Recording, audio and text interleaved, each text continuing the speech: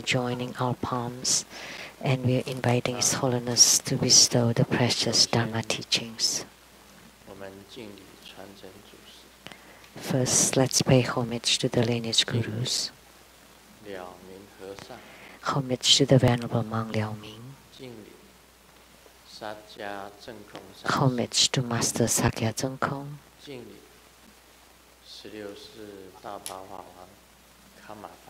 Homage to His Holiness the 16th Karmapa. Homage to Master Dubden Dorji.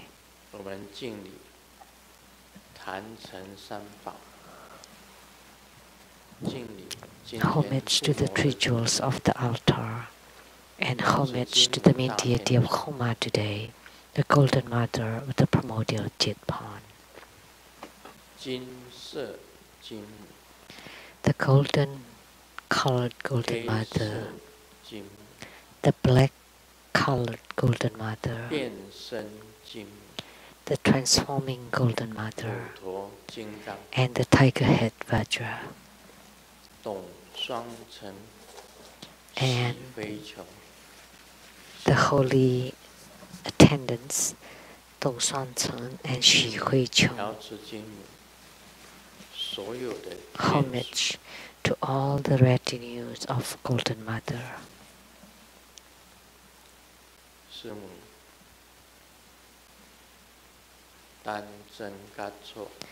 母, Tan Zhen Katso,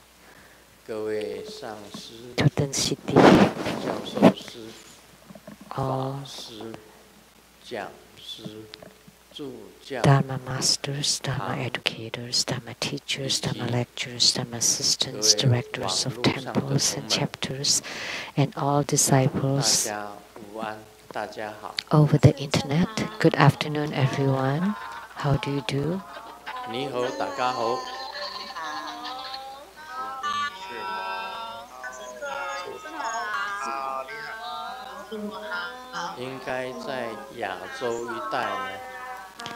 In Asia, should be early morning.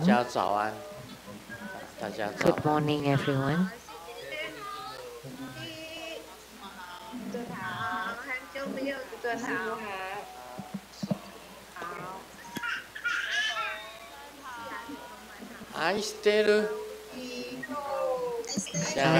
Aisteru Sarange.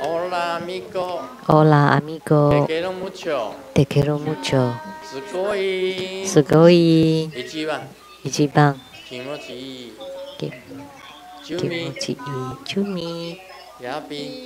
Yapi. Bling bling. Konnichiwa.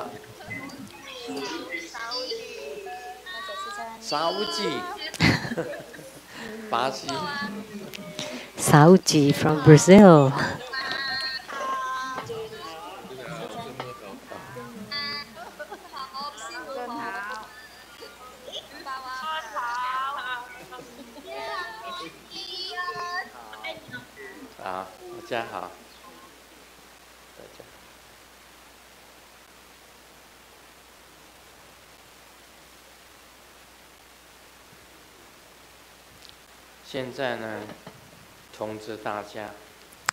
Now I would like to announce for next Sunday, May 31st,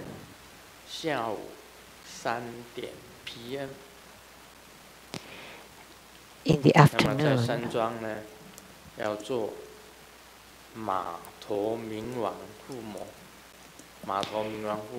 at the Rainbow Temple, we will perform the Hayagriva Homa fire offering ceremony.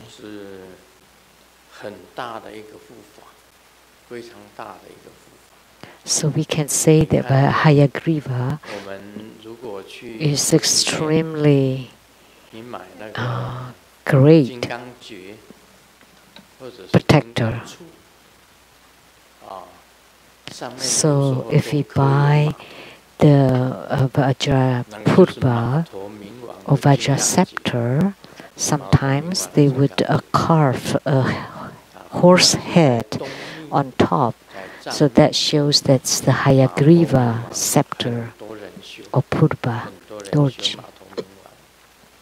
So whether in Tibetan Tantrayana or Japanese Tantrayana, there are many people practicing the Hayagriva. And the most important Dharma power is in the teeth of the horse. And his mudra is like this.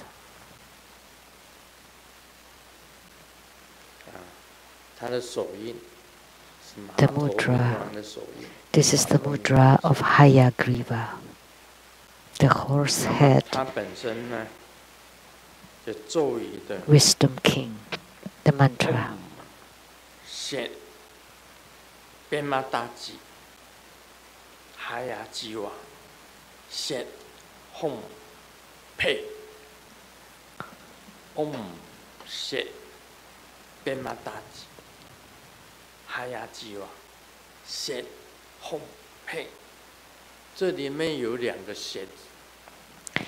There are two she in it. Om se Bhamataji Hayagriva se Om pe. The first she is to sweep away all evil, and the other she showed his origin. And she is the origin, the original ground of Amitabha Buddha. So Hayagriva is related to Buddha Amitabha. That was his mantra. And his look or appearance is red. He belongs to the red and looks really ferocious and wrathful. Hayagriva's Dharma power is in his teeth.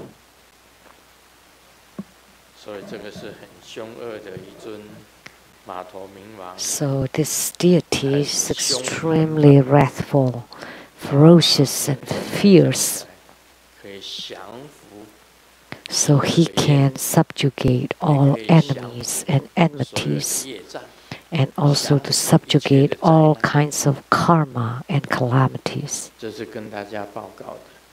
So that's the announcement.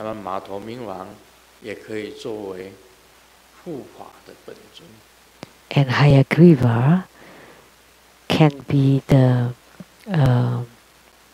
can become one's root protector or the yidam for protection.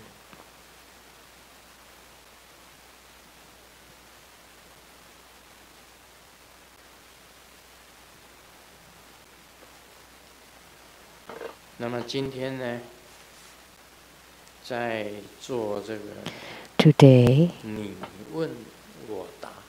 we will continue on the question and answer.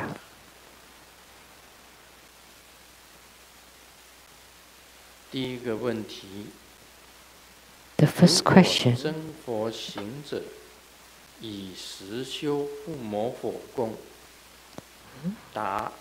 if a true Buddha disciple has practiced Homa for above 1,000 times,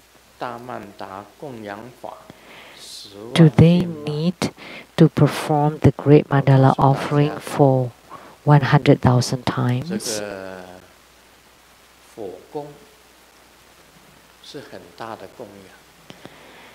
Let me tell you that Homa, fire offering ceremony, is considered to be a humongous offering. The typical Mahayana offering is just lit 3 sticks of incense. But in Tantrayana, the fire offering, we put in very precious ingredients, many of them. So we can say that one sadhana of Homa is the same as 1,000 times of the ordinary offerings in Mahayana Buddhism. Therefore, the tantric Homa is extremely superior. So Sakyamuni Buddha truly comprehended Homa fire offering ceremony and allowed his disciples to practice Homa fire offering ceremony in the era of the Buddha Sakyamuni. And about the mandala offering for 100,000 times is something that you have to do during your preliminary practices.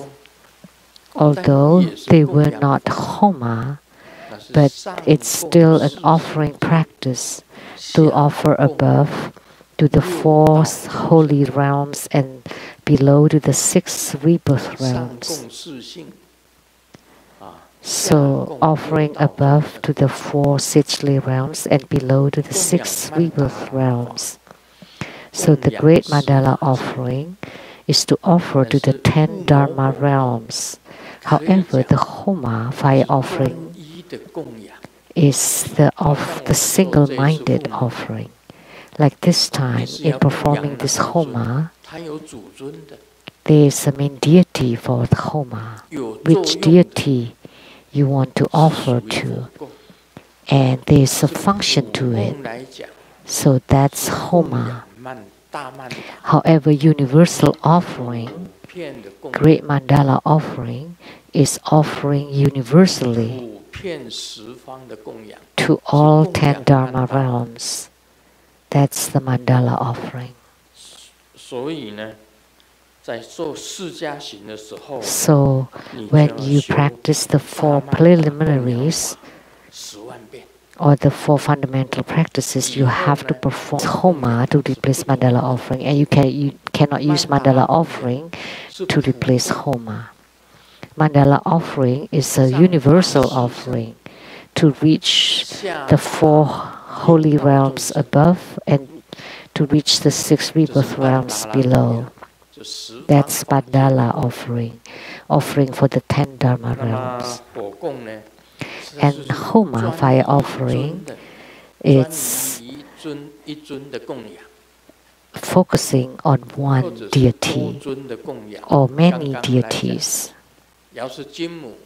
Like just now, Golden Mother and all of Golden Mother's assembly or retinue, like the Golden Fist Golden Mother, Black Fist Golden Mother, the Transformation Body Golden Mother, Tiger Head Vajra, and their retinues and their attendants like Dong Shuang Chen and Xi Hui Chong. So they are specific. Therefore, mandala offering and fire offering are different, so you have to do both. That's the answer for the first one.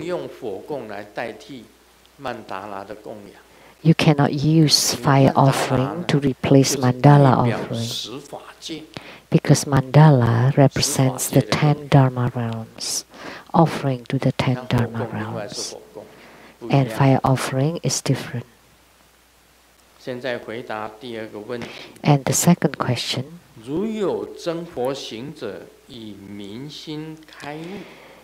if Grandmaster has confirmed that a true Buddha practitioner has gained enlightenment and has the true understanding of the mind, is it true that he does not need to study the Tripitaka anymore? Instead, he could just grasp the heart teaching of the enlightenment and put it into practice to benefit himself and other beings. Is this correct? Wrong. It's wrong.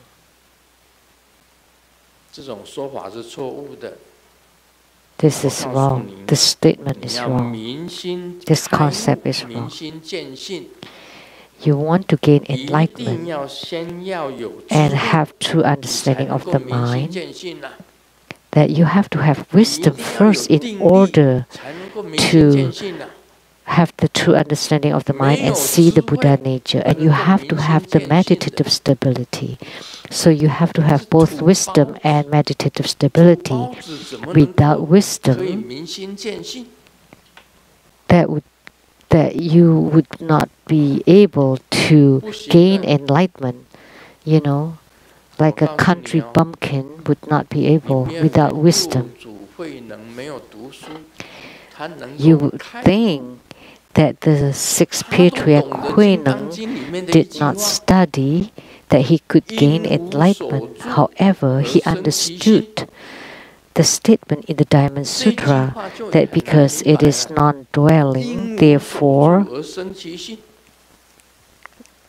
the mind arises from the non-dwelling. That's very profound. That's the dharma of non-action in the Diamond Sutra. Therefore, you have to have wisdom.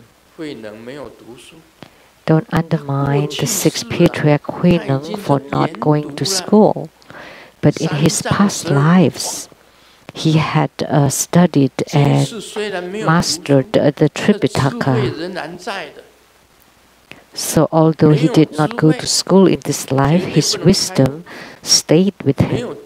Because without wisdom and without meditative stability, it's absolutely impossible to gain enlightenment.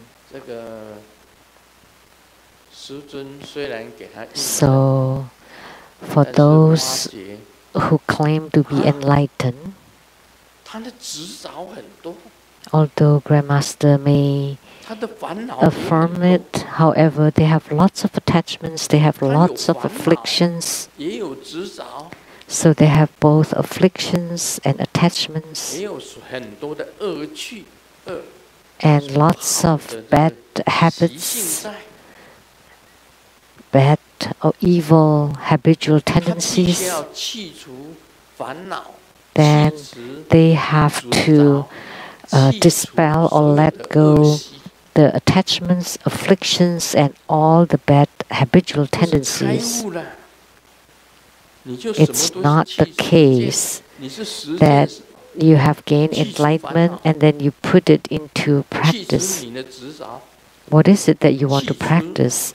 Is to eradicate your afflictions, eradicate your attachments, then you eradicate all of your bad habitual tendencies. That's putting it into practice.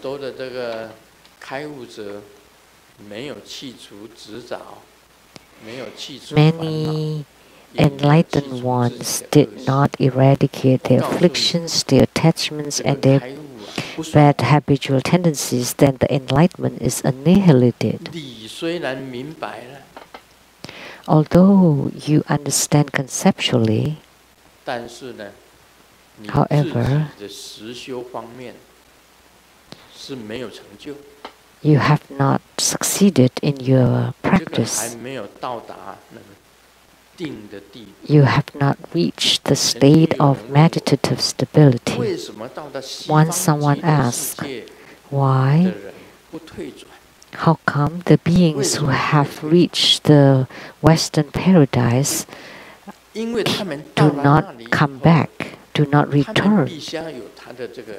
Because in order to reach the Pure Land, you have to have single-mindedness and also meditative stability. Then you don't return. Otherwise, without it, you will return. Because wisdom and meditative stability are the two wings of the bird. So these two things are required for you to have attainments. And the Tripitaka is wisdom. If you never study the Tripitaka, where did your wisdom, meditative stability come from then? How could you be enlightened? And from wisdom, you can generate the meditative stability, and from the meditative stability, you can generate wisdom. Therefore, you have to have wisdom. You have to have meditative stability in order to have the true understanding of the mind and seeing the nature. So you have to have the wisdom and then to generate the meditative stability.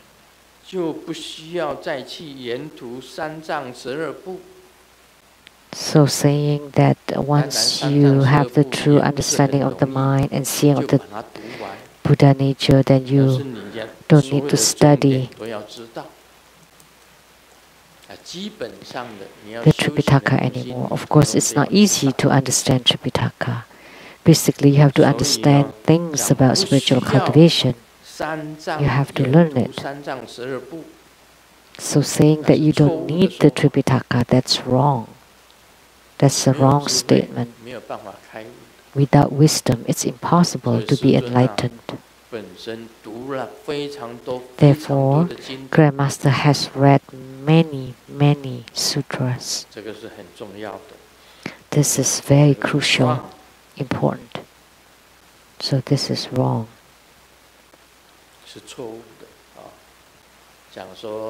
This statement was wrong, that you don't need to study the Tripitaka, and then you can have the true understanding of the mind and seeing the nature. No, that's wrong. Where did they come from? Where did the true understanding of the mind and seeing the Buddha nature come from? From the Tripitaka. Without the foundation, how can you gain enlightenment? The third point, Grandmaster, do you have a set of criteria to determine whether a true Buddha cultivator has or has not been enlightened, so that fellow disciples can distinguish it, if the enlightenment is true or false, in order to prevent frauds and inappropriate veneration?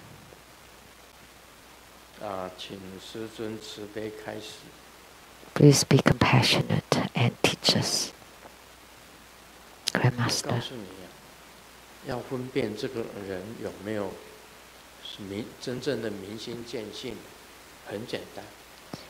You know, in order to determine if someone has seen the true understanding of the Buddha nature or seen the Buddha true understanding of the mind and seen the Buddha nature, it's very easy.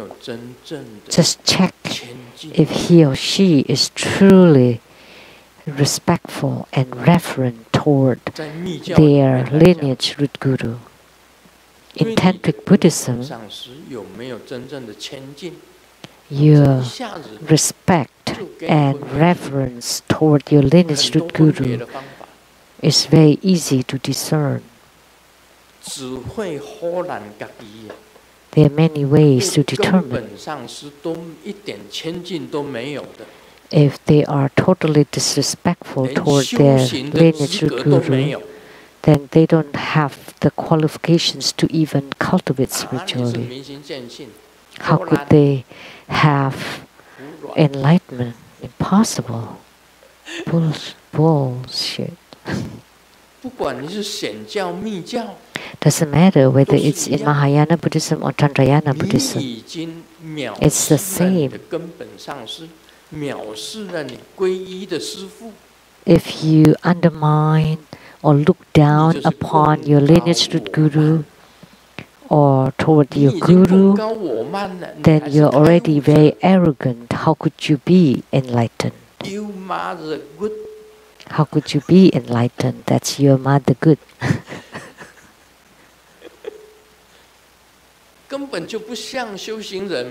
That's not like a spiritual cultivator.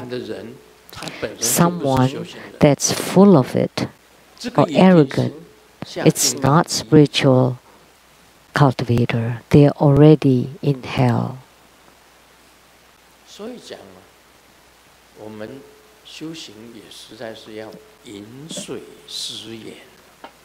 So, in spiritual cultivation, we should remember the source of everything, the source of the water that we drink. Like Grandmaster toward his gurus, never argue, never reprimand or criticize your gurus. The gurus can criticize me, but not you criticizes your gurus. When the guru criticizes me, that means he's teaching me. You cannot argue or reason with him. If you think you have enlightened and you become haughty and arrogant and you think you're greater than your guru, how could there That's just one example. If the enlightened quote-unquote one is disrespectful toward his own guru, then he's already fallen into the Vajra hell. And if he thinks he's superior, that's no good.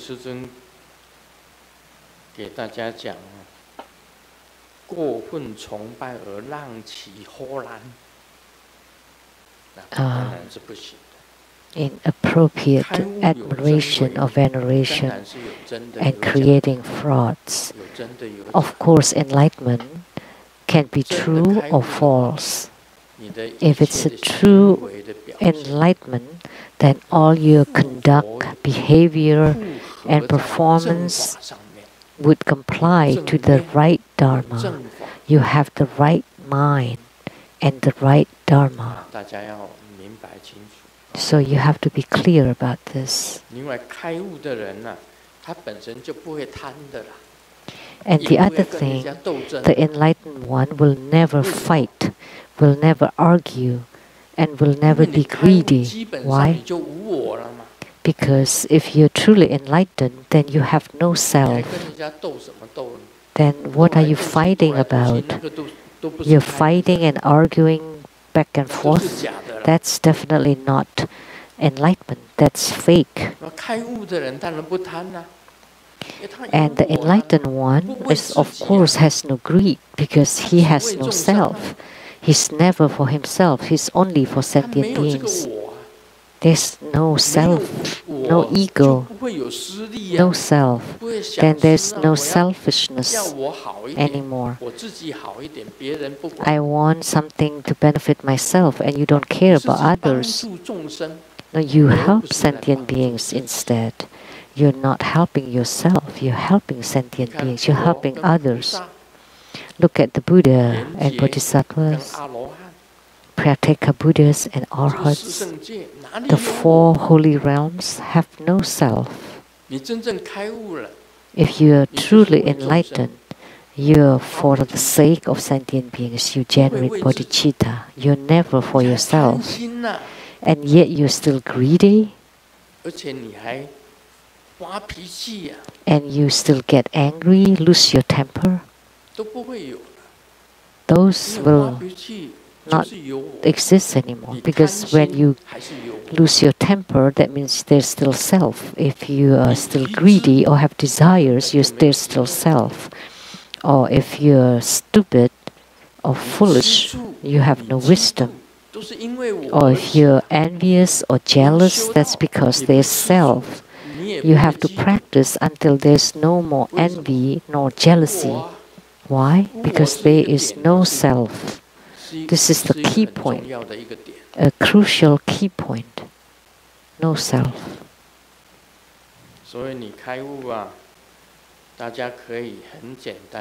So about enlightenment, you can tell very easily if it is a real one or fake one, or a bull. You can tell. The next question, Grandmaster, Ushina Vijaya's mantra, heart mantra, and dharani or incantation, what is the difference? So for mantra, the long mantra, short mantra, heart mantra, long mantra, medium mantra, short mantra, heart mantra, or the karma mantra, all have the same merits. I have said that before. Like the one syllable mantra, Om Brum. Om Brum. That's one syllable mantra. Heart mantra. Both heart mantra and short mantra have merits. If you have time for your Dharma practice, you can chant the long mantra. If You have just a normal time, you chant the medium mantra. If you have short time, you chant the short mantra, heart mantra. All have the same merits, no different.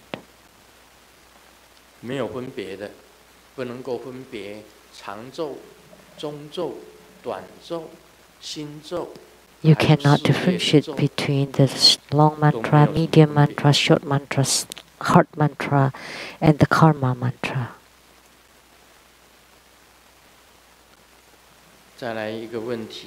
Oh, Charya mantra.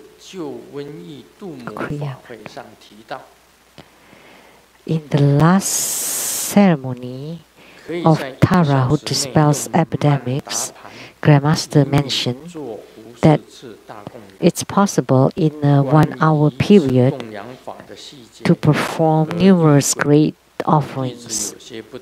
I have not quite understand the details and procedure. Please explain.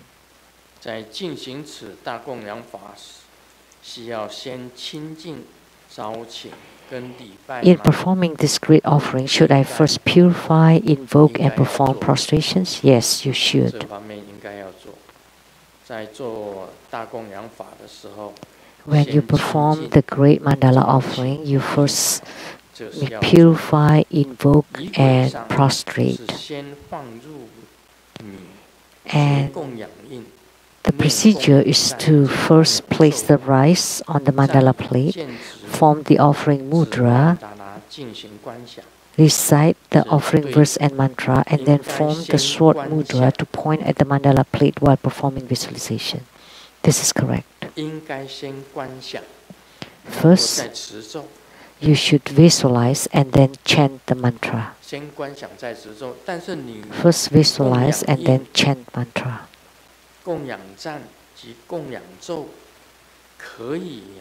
So the offering verse and mantra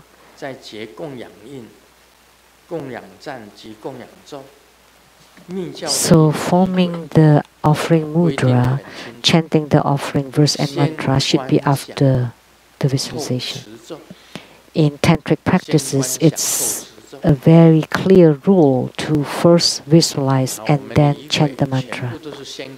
In all of our practice procedures, we always visualize first and then chant mantra, not the other way around. Always visualize first and then chant the mantra. For the second point, visualize first and then chant the mantra. Third, in the visualization, first we visualize the mandala plate as the universe. Does it mean we visualize the rice to multiply to fill the whole cosmic space and universe as an offering to the 10 Dharma realms? Or do we visualize the rice to transform into all kinds of food, precious items, and things that we like as offerings to the Dharma realms? You visualize the mandala plate as the whole universe. And then you visualize the rice to fill the whole cosmic space and universe. Or visualize the rice to transform into all kinds of food, precious items, and things we like as offerings to the 10 Dharma realms. First, you visualize the mandala plate as the universe. Second, you visualize the rice to fill the whole cosmic space and universe as offering to the 10 Dharma realms. And the third visualization is to transform the rice into all kinds of food, precious items, and things that we like as the offering to the 10 Dharma realms. That's the third visualization. After you finish the visualization, you form the offering mudra and recite the offering verse and mantra. That would be correct. Point number 4. After completing several sets of the above procedure, should we perform merit dedication? Yes, you have to perform merit dedication. And you dedicate the merit to whatever you want. There is merit in performing the offering. And then you dedicate the merit of the offering to whatever you want. That will be fine. And some people dedicate the merit of the offering to be reborn into the pure Buddha land in the future. At the dying moment, to be reborn into the Western paradise, Pure Land. That's your merit dedication. Or you can dedicate the merit to the success of your career, to a perfect marriage, to the resolution of your lawsuit, to a promotion and salary increase, or for harmony among people. You can make all of or any of the above merit dedication, or to eradicate your own obstacles and hindrances, or to have your karmic sicknesses be eradicated. Any of them is fine. So you do need to perform merit dedication.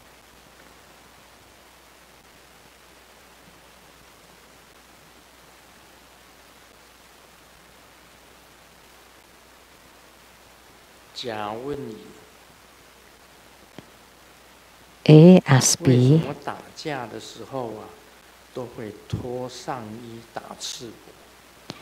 why, when we are fighting, we want to take our shirt off and have a bare chest and be answered? Because if they take off the pants instead of the shirt, that would be weird. So fighting is very mundane. Spiritual cultivators don't fight, because fighting they self, because you fight for yourself, for the sake of yourself. That's why you argue for the sake of yourself. That's why we don't want to fight with other people, to fight or argue with other people. So that's the performance of your spiritual cultivation. So that's kind of like the self-cultivation or the virtue that you have from spiritual cultivation. You don't argue and fight. So when you fight, you take off your shirt, because nobody is taking off their pants before they fight.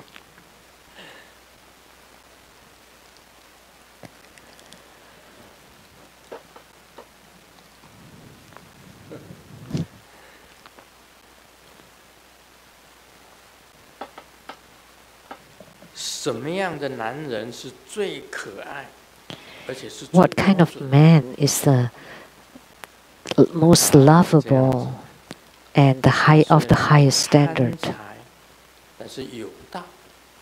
The answer is this: although they like money, but they use the proper means.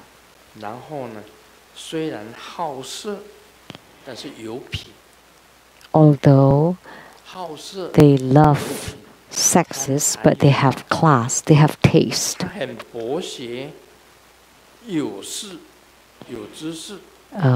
They are educated and knowledgeable, and also studious, and also elegant. So even when they drink, it's measured, not going over. And even when they're joking, it's very appropriate. And they can withstand temptations and can also stand a loneliness. They don't create troubles, but when they encounter problems, they are not afraid of it. And outside, they are holding the forth, and at home, they can endure any kind of naggings and beatings. However, the conclusion is no such person existed. How come no such person exists?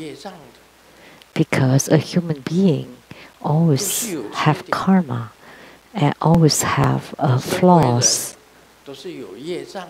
Born as a human being, we have karma and flaws.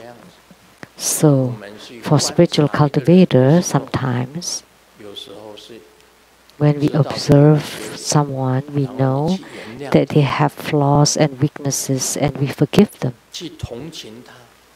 Be empathetic and sympathetic toward them, forgive them and help them.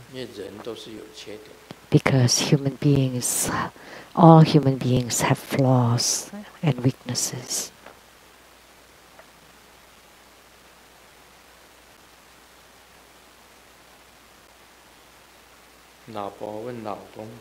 The wife asked the husband, "Honey, do you love me?" The husband said, "Yeah." And the wife asked again the same question. "So if your mom and I fell into the water, whom would you save?" And the husband asked her back, "But do you love me?" And the wife said, "Sure, I love you." And the husband said, "If you love me, don't ask such question." And the wife said, "But if I don't love you?" The wife said, "Then why would I want to save you?"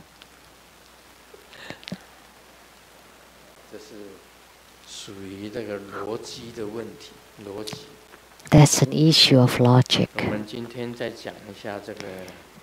Now let's talk about Lamdre. What are the 5 paths?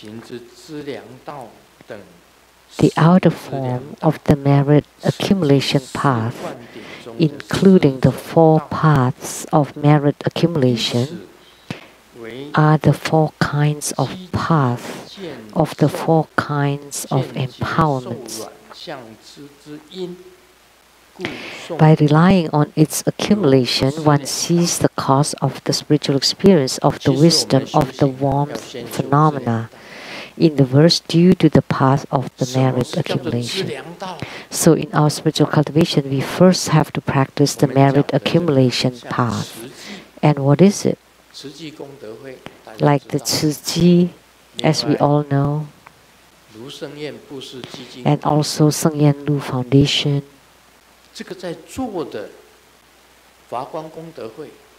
or the Lotus Light Charity Society.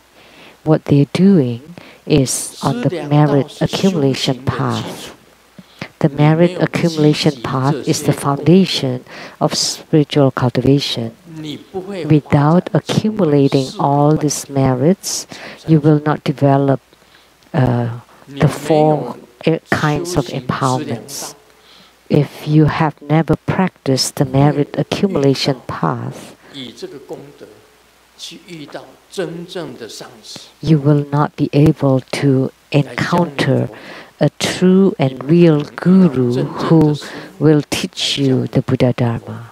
You will not meet the true and real guru. Therefore, in our spiritual cultivation, we have to first practice the merit accumulation path. And what are they? Like Tzu Foundation, Seng Yen Lu Foundation, Lotus Light Charity Society.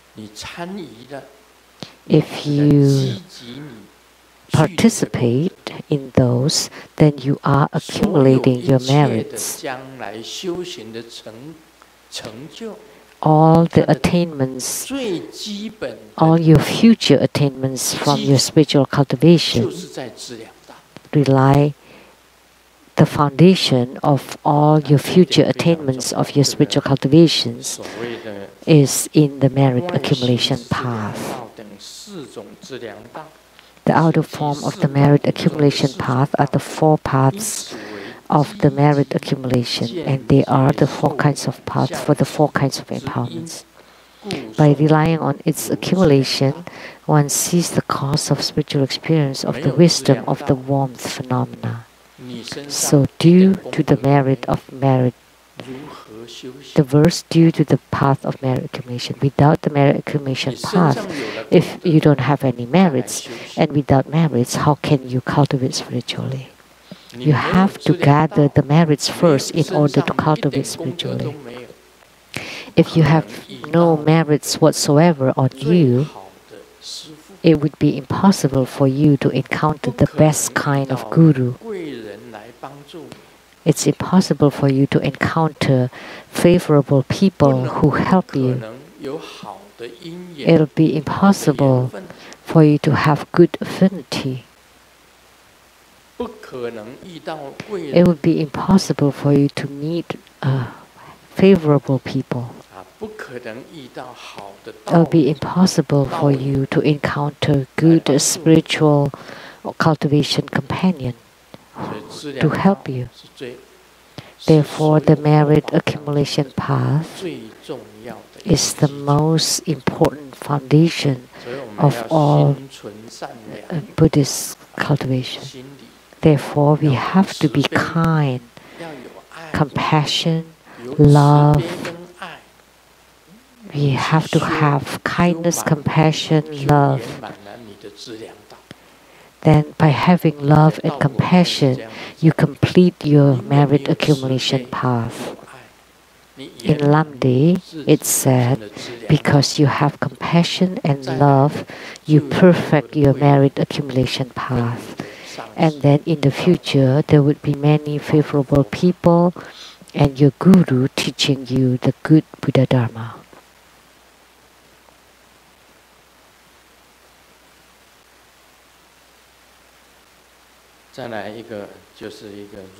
Next, warmth.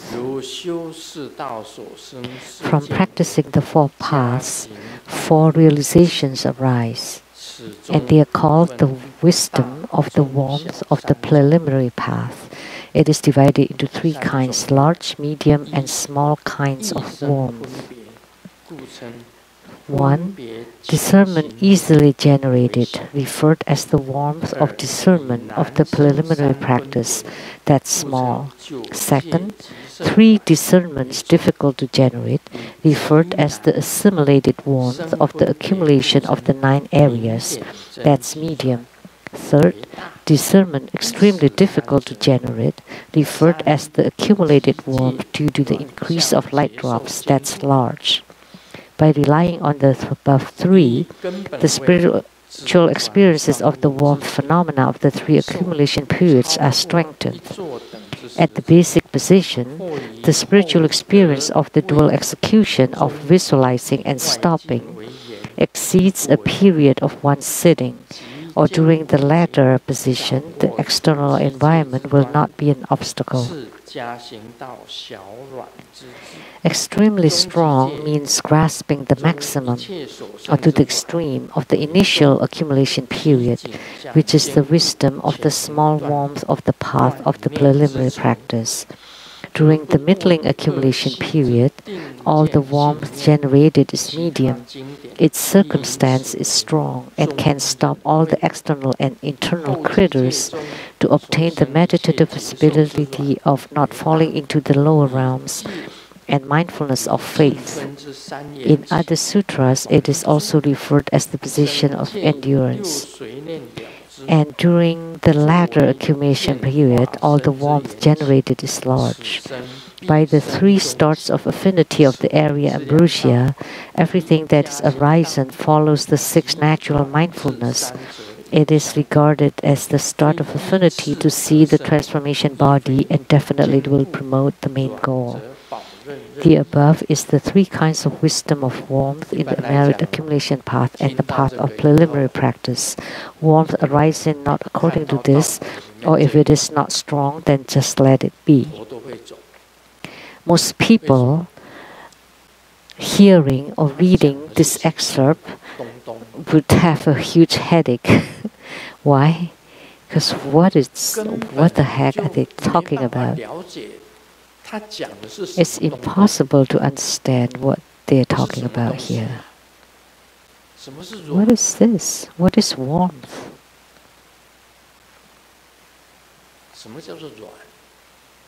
Warmth, the feeling of warmth. The Chinese character with the fire radical. Warmth. I just read this excerpt. If I did not have understanding about this, I would not have been able to explain anything. Many doctorates reading Lamdre, and just this excerpt, they don't even know what this is about.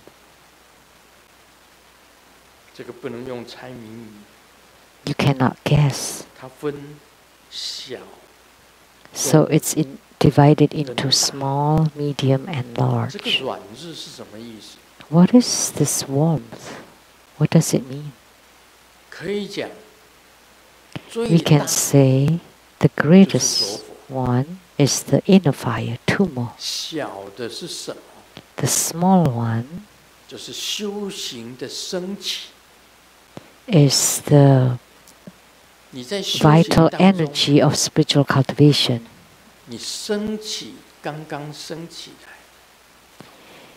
In your spiritual cultivation, things that just arise is a small warmth, medium warmth, and large warmth. What's being talked about here? Preliminary practice, the warmth of wisdom. So the generation of wisdom, the rising of wisdom is just like the arising of fire, inner fire. Let's use an analogy. You lit a candle and it gives light. And this light symbolizes wisdom. Today you perform homa and the fire rises. It gives heat and there's offering, merit accumulation and preliminary practices all in there. And the fire is greater than the flame of the candle. That's medium warmth. Homa fire is medium warmth. And lastly, when the homa fire becomes the fire inside your body, at that moment, the inner fire inside your body has arisen. Then that's considered the large warmth. One is a candle, small warmth. Homa, that's the medium warmth. And inner fire, that's the large warmth. So, this to symbolize the gradual increase of your wisdom. This symbolizes the gradual increase of wisdom. This is not easy to explain. However, what I'm telling you today, if discernment easily generated, that's small. And the assimilated warmth of the accumulation of the 9 areas. So if you focus the flame of the candle, that's medium. And the accumulated warmth due to increase of light drops, that's the large warmth. So if you have ignited your inner fire, that's large. And Homa fire is medium. And the flame of the candle is small. And based on the above three, the spiritual experiences of the warm phenomena are strengthened. So, at the basic position, the spiritual experience of the dual execution of visualizing and stopping.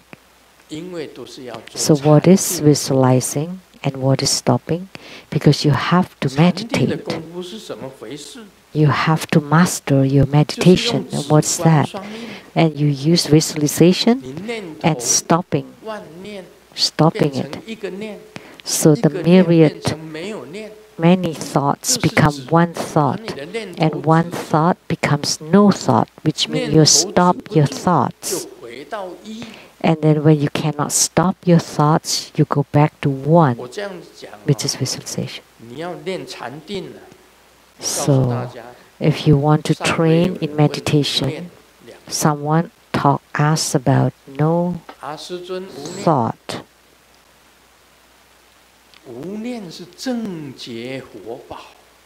Grandmaster said, has no thought. No thought is the true Buddha treasure. But how could you be in a state of no thought? You have numerous thoughts. As soon as you get up in the morning, there are many thoughts running in your mind. In a day, you have thousands, tens of thousands of thoughts. How can you be no thought? But you want to focus it using the tantric practices. Why? So you visualize the face of your yidam, then you focus them into one. And then when you forget that one, you reach the no thought. And that's the power of your meditation. That's your mastery of your meditation. Once you can master your meditation, then you have spiritual experiences. It talks about spiritual experiences here. So what is no thought? So you have no thought whatsoever. That's the stopping. However, when you cannot stop, you have to visualize first. Like I said, you lit an incense and it's really dark in the room, and you focus on the burning red light on the incense stick. That's one thought. That's visualizing. And then you transform this one thought into nothing. That's no thought. To become no thought. When a human being is totally unaffected by thoughts, that's meditation.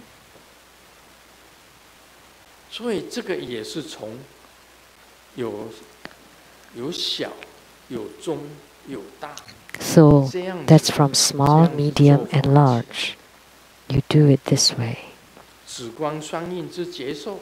Dual education of visualizing and stopping exceeds a period of one sitting. How long can you sit? How long can you be in no thought? For 5 minutes, 10 minutes, half an hour? That's already very good. If you can be no thought for 1 minute, that's already not bad. 5 minutes, gradually you increase to half an hour, that's already very good. And if you do your Dharma practice for 1 hour and you can be in no thought for 1 hour, that's already very incredible. And you use the method of the dual execution of visualizing and stopping for 1 hour. That's already quite incredible. You're totally unaffected by the outer environment.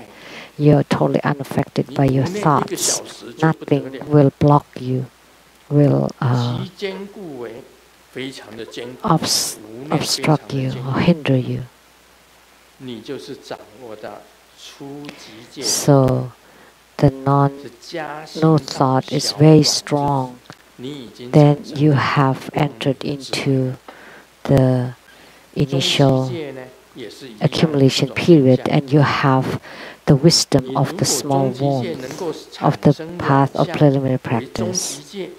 So in the middling accumulation period, all the warmth generated is medium. Its scene or circumstance is strong and can stop all the external and internal critters. What are the critters? The critters are actually the obstacles, the hindrances, your karma. So you stop the outer karma, your inner karma, and yet they write it as critters. Critters inside the body. Actually, these critters mean karma. So you stop the karma of the outer hindrances and your own karma inside. And yet they write critters. But are there critters inside our body? Yes. Our body is filled with critters. Sakyamuni Buddha said, what is our body? It's like a storage of critters.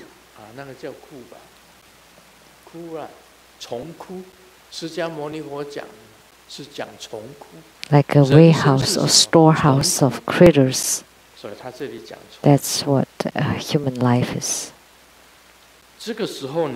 That's why they wrote critters here. Then you can stop all the external hindrances, internal hindrances. Then you will not fall into the three lower realms. Then at this time, you don't fall into the three lower realms of hungry ghosts, animals, and hells. And in the sutras, it's considered that this is the middling position of the non-arising endurance. Not the true one, but just the medium, the mediocre one. And during the latter accumulation period, all the warmth generated is large. By the three starts of affinity of the area ambrosia, everything that is arisen follows the sixth natural mindfulness. It is regarded as the start of affinity to see the transformation body and definitely promote the main goal. The above is the three kinds of wisdom of worth in the merit, accumulation path and path of preliminary practice. Warmth arisen not according to this, or if it is not strong, then just let it be.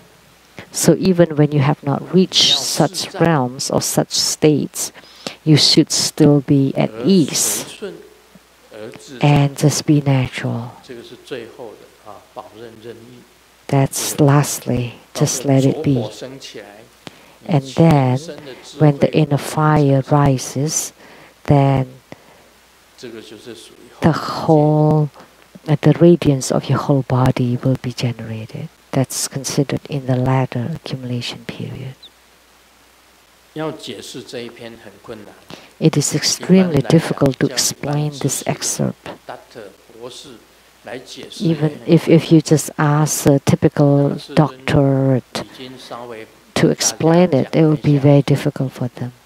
However, Grandmaster has explained it a little bit using an analogy. The generation of wisdom is like the light, the flame of a candle, the light of the Homa fire, and the light of the inner fire, or tumo, to symbolize the generation of wisdom. And then you enter into meditation, the myriad thoughts to become one thought, and from one thought to become no thought. When you cannot hold it in zero, then you return to one. The one thought and then go back again to 0. And when you cannot hold, you cannot stop the thoughts, then you go back to 1. In one sitting, if you can maintain the 0 in one sitting, that's completely incredible. That's incredible. Then you can eradicate all the outer and inner karma. So in our practice of meditation, if you can maintain at 0 for 1 minute, 5 minutes, 20 minutes, that means you're gradually increasing your state of no thought. That's your mastery of meditation. Then you would be able to attain the non-arising endurance dharma, which is bodhisattvahood at the 8th ground, the 8th ground of bodhisattvahood, 无生法忍.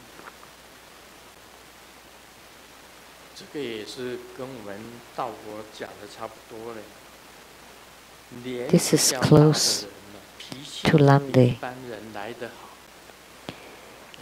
People with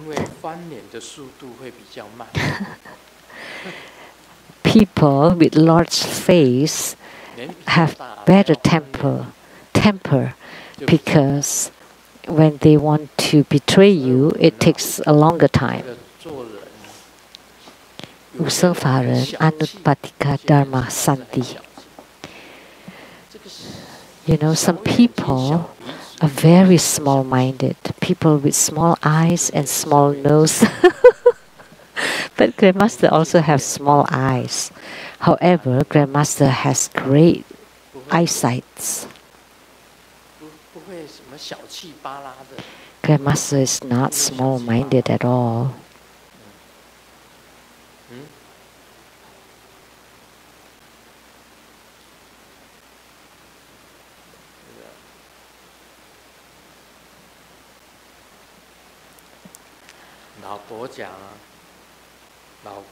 The wife said, "Honey, I just took my bridal gown from 10 years ago and it still fit. Wow, I'm so happy." You know, she's wearing the bridal gown from 10 years ago and still fit. And the husband replied, "Hey, honey, did you forget that when we were married, you were 9 months pregnant?"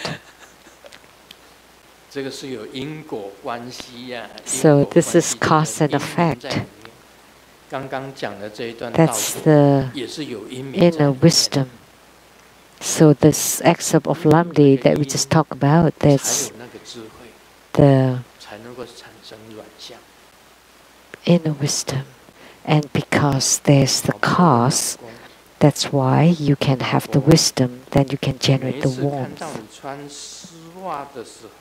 The husband told the wife, "Honey, every time you wear stockings, I have a feeling I cannot describe." So the wife was very happy and asked, "So what kind of feeling was that?" The husband replied, "It's like the radish in a saran wrap." That's not a praise.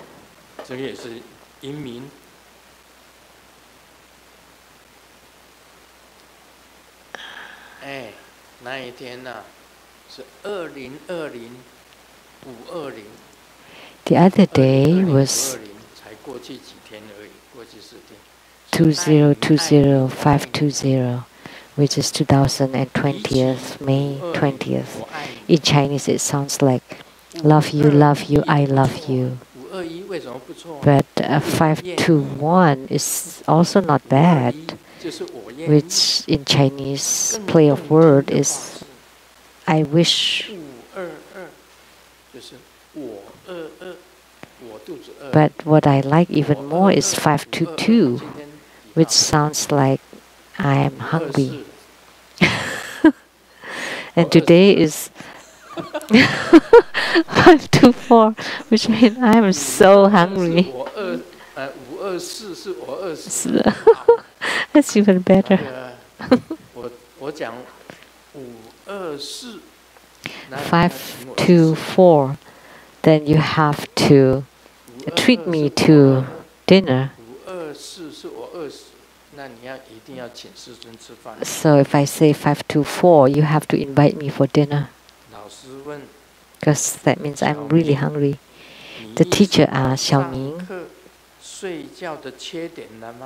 do you know what is the fault of falling asleep in school class? And Xiaoming replied, yes. And the teacher asked, so what is the fault of sleeping in class? So it's not as good as sleeping in bed. That's joke. So today, the excerpt on Lamdre is very important. But if you read it by yourself, can you understand? You can only understand clearly after Grandmaster's explanation. That's all for today. Om Mani Padme Hum.